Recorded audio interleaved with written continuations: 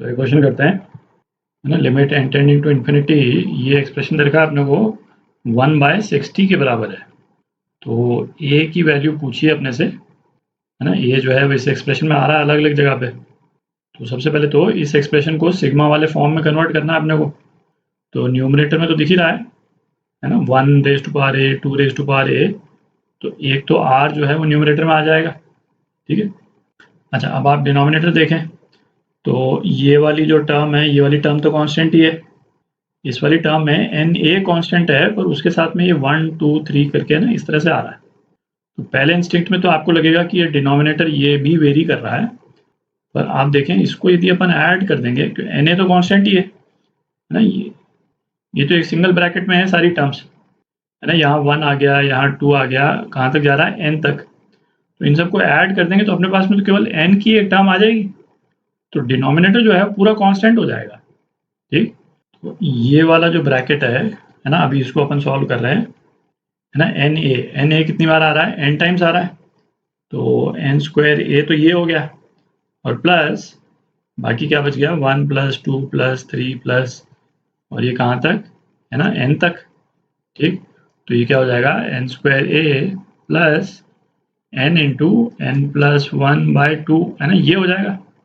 तो ये एक्सप्रेशन क्या हो गया, n/2 into 2an plus n + 1, है ना, इस तरह से लिख सकते हैं अपन। तो अब इस वाले एक्सप्रेशन को सिग्मा वाले फॉर्म में लिखते हैं अपन, ठीक है।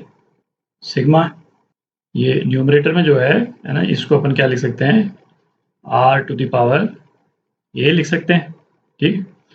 अच्छा, वेरिंग वाली टर्म जो है वो केवल यही है ना, ये भी दिख ही रहा है।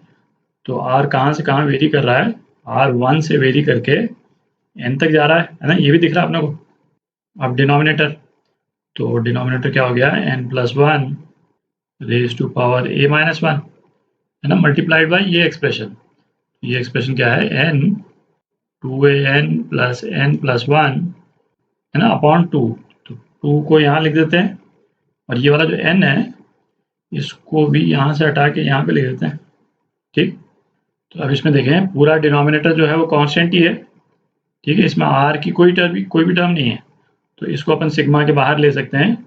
तो क्या लिख सकते हैं अपन इसको, 2, है ना, n + 1 raise to power a - 1 into 2an plus n + 1, है ना, ये लिख सकते हैं।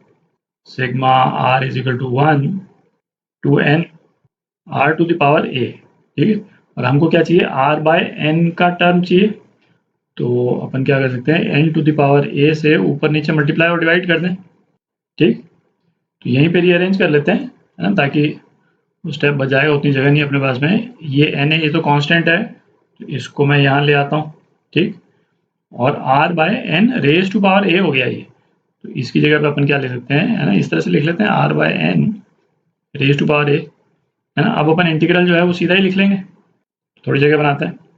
तो अब इंटीग्रल वाले फॉर्म में लिख रहे हैं अपन। तो इस वाले एक्सप्रेशन में ये 1/n जो है ये तो इंटीग्रल बनाने में चला जाएगा, ठीक है।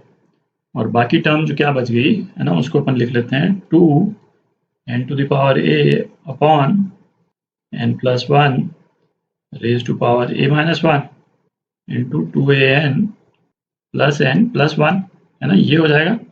और इंटीग्रल, है ना, इंटीग्रल क्या हो गया, x⁴a ही हो गया, x⁴a, है ना, 1/n से dx आ गया अपने पास। और r जो है 1 से n वेरी कर रहा है, तो इसका मतलब 0 से 1, x जो है r/n है, तो 0 to 1 वेरी करेगा। तो केवल ये इंटीग्रल जो है इसको मैं दोबारा यहाँ पे ले देता हूँ। इंटीग्रल जो है क्या आ जाएगा, x⁴ a + 1 अपॉन a + 1, ठीक है। और इसमें अपन 0 to 1 लिमिट लगा देंगे, तो क्या रह जाएगा, केवल अपने पास 1 अपॉन a + 1 रह जाएगा, ठीक।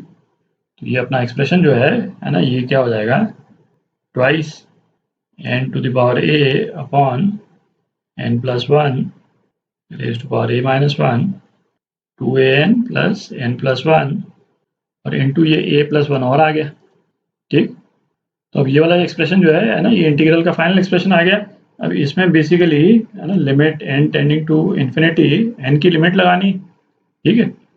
तो इसको अपन क्या लिख सकते हैं, है ना, ये मैं बार बार नहीं लिख रहा हूँ, limit n tending to infinity twice n to the power a minus 1 upon n plus 1 raise to power a minus 1। एक तो इसको अपन ने सेपरेट कर लिया, एक n बच गया अपने पास, ठीक है, उस n से इसको डिवाइड कर देते हैं, तो ऊपर 1 आ जाएगा और नीचे क्या आ जाएगा, है ना, n से डिवाइड कर रहे हैं इसको, तो 2a plus 1 plus 1 by n ये हो गया, और ये a प्लस 1 ये तो है ही, ठीक।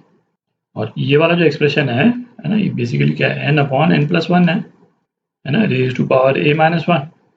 तो न्यूमरेटर डिनोमिनेटर दोनों को n से यदि हम डिवाइड कर दें तो क्या आ जाएगा, 1 अपॉन 1 प्लस 1 बाय n आ जाएगा, raise to power a minus 1, ठीक।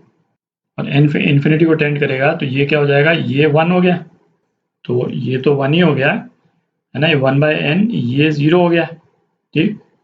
तो अपने पास में क्या एक्सप्रेशन बच गया, तो अपने पास में बच गया 2 upon 2a plus 1 into a plus 1, और ये हमको दे रखा है 1 बाय 60 के बराबर, ठीक है, ये अपने को दे रखा है 1 बाय 60 के बराबर।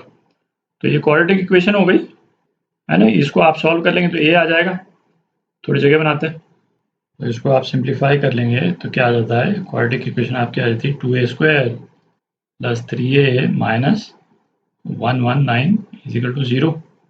तो a की जो है वैल्यूज हैं, है ना, क्वाड्रेटिक इक्वेशन, इसको आप सॉल्व करेंगे क्या आ जाएगा, -3 बी स्क्वायर माइनस 4ac का अंडर रूट, ये कितना, ये 31 आ जाएगा, ठीक, अपॉन 4।